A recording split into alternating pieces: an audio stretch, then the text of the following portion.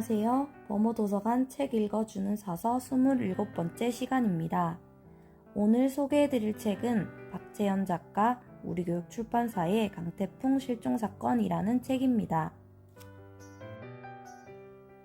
2023년도에 출판된 이 책은 우리교육출판사의 힘찬 문고 시리즈 67번째 책으로 수성구립도서관에서 진행하는 독서문화운동 사업인 제8회 수성인문학제 올해의 수성북으로 선정되기도 하였습니다.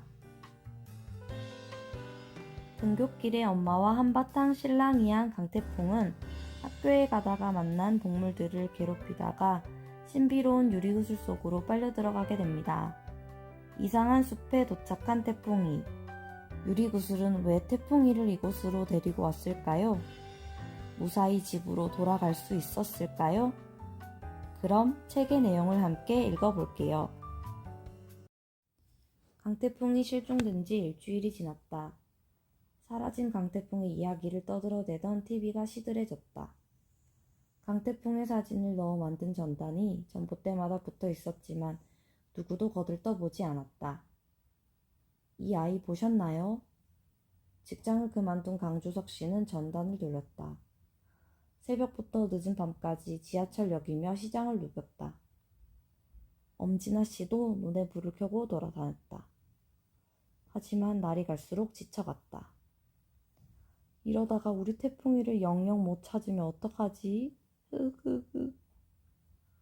엄진아 씨는 길가에 앉아 넋두리를 내뱉었다. 점쟁이라도 찾아가 볼까? 스산한 바람이 불었다. 엄진아 씨가 몸을 일으키는데 흩날리던 광고지 하나가 발목에 감겼다. 탐정이라는 빨간 글씨가 눈에 들어왔다. 탐정고 달식입니다. 언제든 찾아오십시오. 다 해결해드립니다. 탐정? 우리 동네 이런 곳이 있었나? 엄진아 씨는 약도대로 찾아갔다. 번지르르한 빌딩들 뒤에 있는 낡아빠진 2층짜리 건물이었다. 1층은 중고 잡동사니를 파는 허름한 가게였다. 가게 옆으로 난 좁은 계단 입구에 나무 간판이 붙어 있었다. 고달식 탐정사무소. 엄진아 씨는 계단을 올랐다. 문이 낡고 헐어서 부서질 것 같았다. 엄진아 씨는 문을 똑똑 두드렸다. 응답이 없었다. 엄진아 씨는 문을 살짝 밀었다. 끼익 삐거덕. 어서 오세요. 해결되지 않는 사건을 속 시원하게 해결하는 탐정고 달식입니다. 그냥 고라고 부르시면 됩니다. 갈색 소파에 앉아 꾸벅꾸벅 졸고 있던 탐정이 벌떡 일어났다. 하얗게 샌 머리를 가지런히 빗어넘겼고 눈가에 쪼글쪼글한 주름이 잡힌 남자였다. 탐정은 명함을 건네며 누런 이를 드러냈다. 우리 아들이 사라졌어요. 우리 태풍이를 찾아주세요. 제발요. 태풍이? 알죠. 학교 가는 길에 감쪽같이 사라진 아이 말이죠. 건널목을 건너는 모습까지는 CCTV로 확인했어요. 그런데 이후로는 그림자도 안 보여요, 선생님. 도와주세요. 엄진아 씨는 탐정의 소매를 잡고 늘어졌다. 걱정하지 마세요. 저를 찾아오셨으니 벌써 반은 찾은 것이나 마찬가지입니다. 하하하하. 탐정이 허풍을 떨었다. 큰소리 치는 걸 보니 믿는 구석이 있어 보였다. 그런데 탐정은 1시간이 넘도록 자료만 뒤적거리다 하품을 해댔다. 별 뾰족한 수가 없었다. 할 수 있는 건 이미 경찰이 다 해보았기 때문이었다. 참 이상한 일이네. 하늘로 솟았나 땅으로 꺼졌나. 탐정이 일어서서 하늘과 땅을 가리키며 덜렁거렸다. 저 혹시 말입니다. 외계인에게 납치된 건 아닐까요? 네? 뭐 꼭 그렇다는 건 아니고 워낙 단서가 없으니 말이에요. 하지만 저는 누군가가 태풍이를 봤을 거라고 생각해요. 사람 아니면 길고양이나 개미라도. 뭐예요? 지금 농담이 나와요?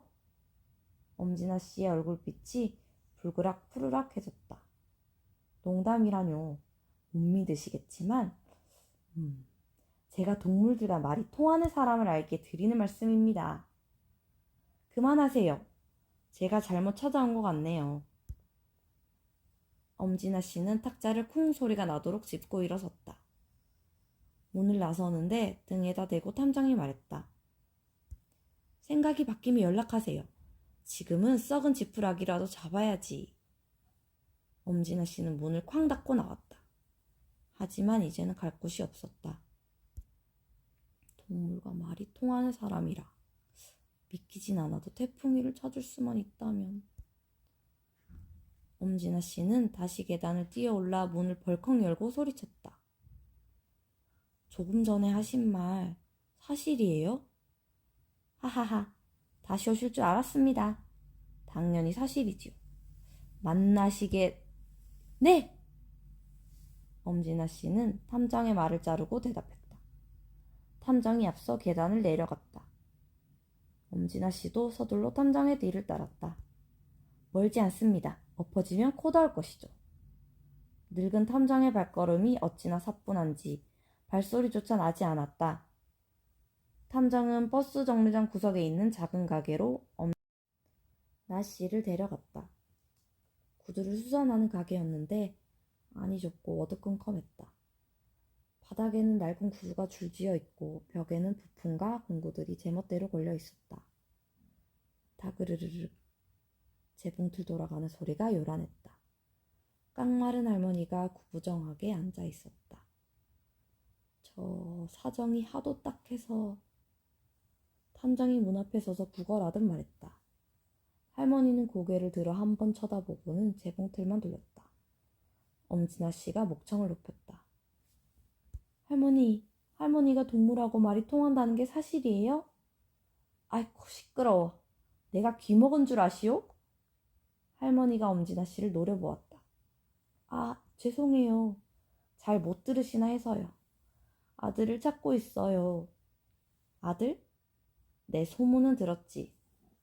경찰이 그렇게 찾아도 없다면서? 할머니는 무심하게 한마디 던지고는 다시 재봉틀을 돌렸다. 엄진아 씨는 할머니 옆에 쪼그려 앉았다. 할머니, 좀 도와주세요. 동물하고 말이 통한다면서요. 아들을 본 사람이 아무도 없어요. 혹시 길고양이에게라도 물어봐 주실 순 없나요? 할머니는 돋보기 안경을 코에 걸치고는 엄진아 씨를 위아래로 훑어보았다. 길고양이라고? 그깟게 뭘 알겠소. 쓰레기 봉지나 뒤지고 다니는 미물인데. 할머니는 묘한 웃음을 지었다. 할머니 제발요. 엄진아 씨는 아예 바닥에 꿇어앉아 애원했다. 그러게 어미 마음은 다 같은 법이지. 새끼를 잃어버렸으니 오죽하겠어. 엄진아 씨는 눈물을 뚝뚝 흘리며 고개를 끄덕였다. 알지? 세상에 공짜는 없다는 거. 그럼요. 원하는 게 있다면 뭐든 다 드릴게요. 다? 어떤 대가라도 치를 수 있겠소? 할머니는 다짐을 받듯 엄진아 씨의 눈을 뚫어지게 쳐다보았다. 순간 할머니의 눈동자에서 푸른빛이 살짝 감돌았다. 흠칫 놀랐지만 엄진아 씨는 마음을 다잡고 다시 한번 다짐했다. 네, 무엇이든지요. 우리 태풍이를 찾을 수만 있다면요. 탐정이 눈빛을 주자 할머니가 고개를 끄덕거렸다. 줬소. 꺄옹 꺄옹. 할머니가 고양이 울음소리를 냈다. 그렇자 화단을 따라 늘어선 울타리 사이에서 노란 고양이 한 마리가 걸어 나왔다. 고양이는 꼬리가 잘리고 한쪽 눈이 꺼져 있었다. 엄진아 씨는 자기도 모르게 눈살을 찌푸렸다. 꺄옹 꺄옹 꺄옹. 냐옹 냐옹. 할머니와 고양이는 심각하게 울음소리를 주고받았다. 고개를 몇 번 끄덕이던 할머니가 헛기침하며 목을 가다듬었다. 강태풍에 강짜도 꺼내지 말라는데? 아주 지긋지긋하게 심술궂은 녀석이라네. 우리 태풍이가 좀... 엄진아 씨는 딱히 변명할 말이 떠오르지 않았다. 잘 좀 키우지. 애를 어째 그리 키우셨소? 할머니는 고개를 절레절레 흔들었다. 태풍이가 원하는 건 다 해주고 싶었어요. 사랑하니까요. 당치하는 소리. 제 새끼를 사랑하지 않는 어미가 어디 있나. 철없는 아이가 원하는 걸 다 해주는 게 사랑이라고? 할머니가 발을 탕탕 굴렀다. 엄진아 씨는 죄인처럼 땅만 내려다보며 한숨을 쉬었다. 엄진아 씨를 한참 노려보던 할머니가 어깨를 툭툭 두드렸다. 아인 잘한다오. 아이가 잘하는 만큼 어미도 잘하는 법이지. 노란 고양이가 엄진아 씨 주변을 빙글빙글 돌았다. 야옹, 야옹. 응? 그래? 그날 강태풍이란 아이를 보았대. 정말? 정말이에요? 엄진아 씨가 두 손을 모아쥐고 활짝 웃었다. 그런데 공짜로 알려줄 순 없대. 뭐든지 말만 하세요. 야옹, 야옹. 고양이가 기다렸던 듯 울어댔다. 할머니는 싱긋 웃으며 엄진아 씨의 털조끼를 바라보았다. 털조끼가 있으면 밤에 따뜻하게 보낼 수 있겠다는군. 엄진아 씨는 털조끼를 냉큼 벗어주었다. 고양이가 털조끼 위에 올라앉아 털을 골랐다. 털조끼가 마음에 드는지 고양이 몸에서 골골 소리가 났다. 우리 태풍이 어디로 갔대요? 네? 어디로 가는 걸 봤대요? 엄진아 씨가 할머니를 재촉했다. 기다려. 고양이가 말해주기 전에는 나도 모르니. 할머니가 눈을 부라렸다.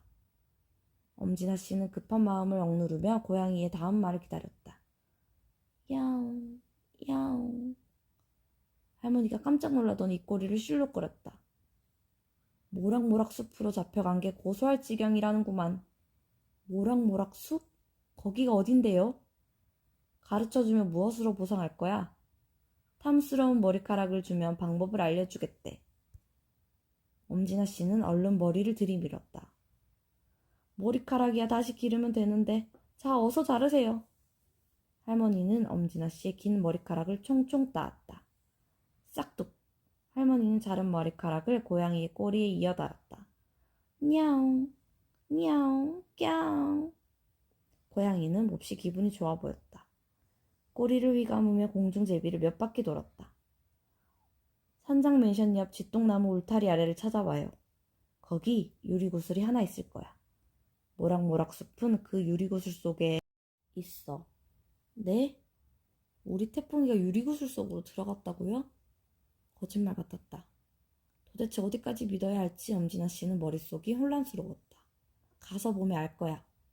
유리구슬 속을 들여다볼 수 있을 테니. 고 선생님 빨리 가봐요. 엄진아 씨는 탐정의 소매자락을 잡아 끌었다. 저깁니다요. 탐정은 쥐똥나무 울타리 밑으로 기어들어가더니 잠시 뒤 흙 묻은 유리구슬을 들고 나왔다. 그러고는 유리구슬을 요리조리 돌려보며 으스댔다. 여기 있군요. 이 탐정이 찾는 건 일가견이 있었죠. 이리 줘봐요.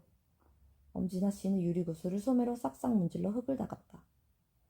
유리구슬이 반짝거렸다. 특별해 보이지 않는데 이렇게 작은 구슬 속에 태풍이가 들어갔다니. 엄진아 씨는 유리구슬을 다시 옷에 문질러 닦았다. 그러고는 눈 가까이 구슬을 대고 뚫어지게 쳐다보았다. 처음에는 보이지 않던 것들이 시간이 지날수록 선명하게 보이기 시작했다. 오솔길이 보이고 아름드리 나무가 보이고 흐드러지게 핀 꽃들이 바람에 한들거렸다. 잠시 뒤 움직이는 것들이 보였다. 온갖 꽃들이 어우러진 풀밭에 동물들이 모이는 것이 보였다. 어머머 세상에. 엄진아 씨는 깜짝 놀라 구슬을 발등에 떨어뜨렸다. 장식용 유리구슬 속에 동물이 살고 있다는 것을 보고도 믿기지 않았다. 살아있어요. 믿어지세요? 그런데 어떻게 들어가죠? 그럼 다시 가봅시다.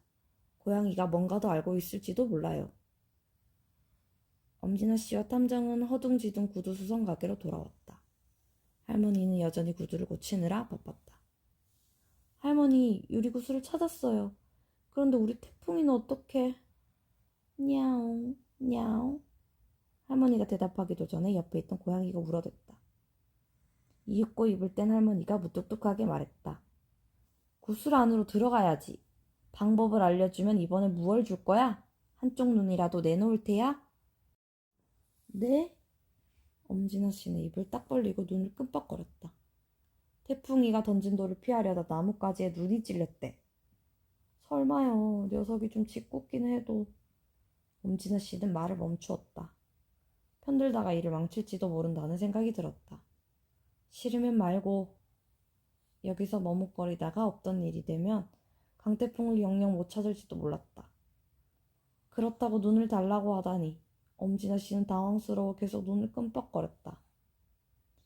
우리 태풍이를 찾을 수 있다면. 네, 한쪽 눈을 주겠어요. 엄진아 씨는 애써 웃었지만 입술이 새파래졌다. 후, 그래. 어미 마음은 그런 것이지. 그래도 후회하지 않겠어? 잘 생각하고 결정하시오. 할머니는 몇 번이나 다짐을 받았다. 후회 안 해요. 다짐하는 순간 엄진아 씨의 오른쪽 눈이 흐릿해졌다. 엄진아 씨는 손으로 왼쪽 눈을 가려보았다.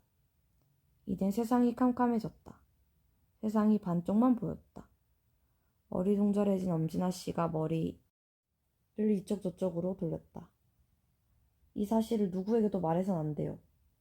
오늘 밤 보름달이 뜨면 구슬을 가지고 집동나무 울타리 앞으로 가시오.